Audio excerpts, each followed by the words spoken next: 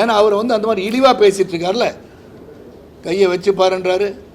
அப்புறம் இது பத்திரிகையாளராகவே இருந்திருக்கீங்க. நான் பத்திரிகையாளர் தான் இப்பயும். இன்னைக்கு இருக்கக்கூடிய மூத்த பத்திரிகையாளர் ஒருவர் வந்து அவங்க தலைவரை செருப்பால் அடிப்பேன் அப்படின்னு சொல்லும்போது அவங்க ரிப்ளை பண்ணதானே செய்வாங்க. அது சரியாகத்தானே இருக்கும்.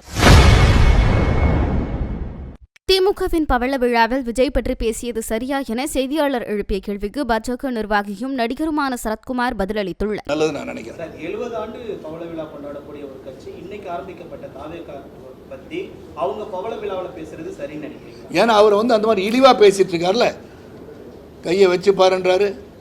அப்புறம் இது பத்திரிகையாளராகவே இருந்திருக்கீங்க. நான் பத்திரிகையாளர் தான் இப்பயும். இன்னைக்கு இருக்கக்கூடிய மூத்த பத்திரிகையாளர் ஒருவர் வந்து அவங்க தலைவரை செருப்பால் அடிப்பேன் அப்படின்னு சொல்லும்போது அவங்க ரிப்ளை பண்ணதானே செய்வாங்க. அது சரியாகத்தானே இருக்கும்.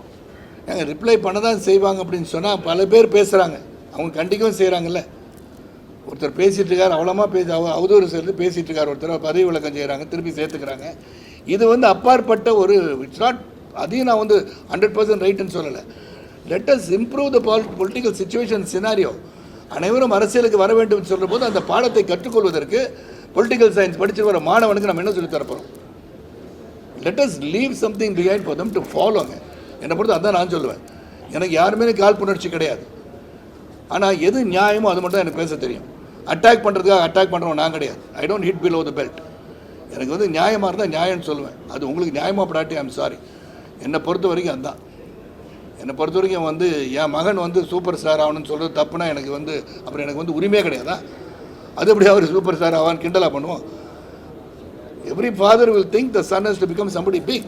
அதுக்கு ஒரு ஸ்டேட்மெண்ட், அது வந்து உடனே இந்த கேள்வி, இவர் இப்படி சொல்லலாமான்னு கேள்வி, அதுக்கு ஒரு பதில். அது அல்ல. பீப்புளுக்கு என்ன பண்ண போகிறோம்? What is it that we are going? செய்திகளை உள்ளது உள்ளபடி தெரிந்து கொள்ள ரெஃப்ளெக்ட் நியூஸை சப்ஸ்கிரைப் பண்ணுங்க.